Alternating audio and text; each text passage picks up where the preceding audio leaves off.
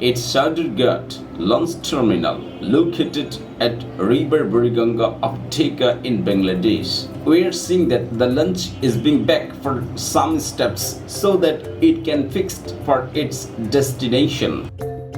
And we are observing that some passengers are moving on the deck of this launch.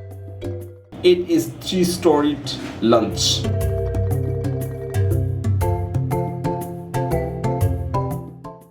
We can see that the launch has been fixed for its destination and now it is in straight position.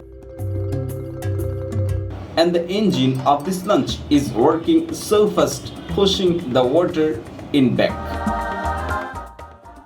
Now the launch is being forwarded to its destination. Beside the two sides of the launch, we are seeing that the bank of River Buriganga are standing.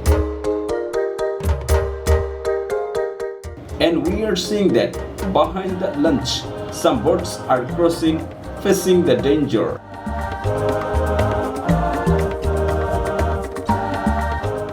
Thanks for watching.